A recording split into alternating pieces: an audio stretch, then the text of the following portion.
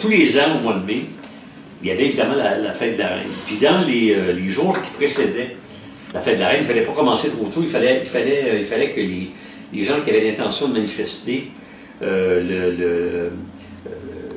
s'organisent pour ne pas se faire saisir ou ramasser. Pourquoi t'as mal vu la Reine? Ah, la Reine, on l'a...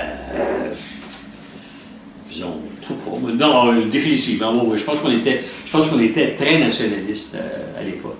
Mais, donc, les gens ramassaient du bois, des pneus, tout ce qui pouvait brûler. Puis là, ils se mettaient, puis ils accumulaient dans les arrière-cours. Ça servait à ça, entre autres, les arrière-cours.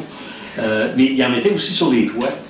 Puis, entre autres, sur la rue Châtelier, ce qu'ils faisaient, c'est qu'il y avait, en face du dépanneur dont on a parlé avant, ils faisaient un gros tas de cochonneries.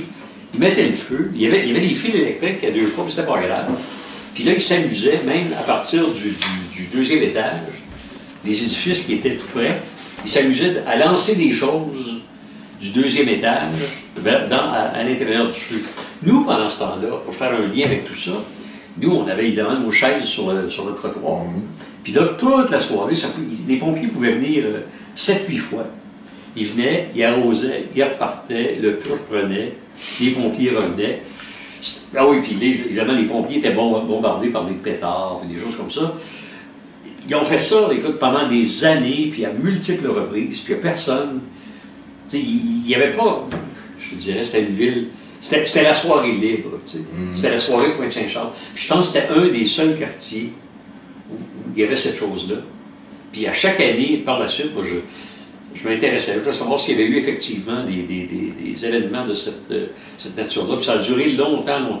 Ça s'est terminé quand les pompiers ont décidé qu'ils allaient faire le tour de tous les endroits, puis de ramasser tout ce qu'il y avait à brûler. Puis il y en avait des choses à brûler. Fait que, à partir de ce moment-là, ça s'est calmé, puis on a eu... il y avait la paix ici. Mais nous, on était partis à cette époque-là. Ma sœur qui a... je pense qu'il avait 6 ans à l'époque, se souvient elle aussi des feux. Mais faites-vous l'image là, des gens sur les trottoirs, là, assis, bien confortablement dans leur chaises. C'était pas des chaises de jardin, c'était des chaises de cuisine. Et puis là, tout le monde, c'était la soirée de participation. On regardait le feu en plein milieu de la nuit. Puis je te dis, son y passait, il y a encore des fils. Les fils étaient à 2 pas. C'était dangereux. C'était pas grave. Puis il y en avait sur toutes les rues. Toutes les petites rues, là, il y avait systématiquement des incendies. Il fallait être tolérant en Ville de Montréal pour l'accepter.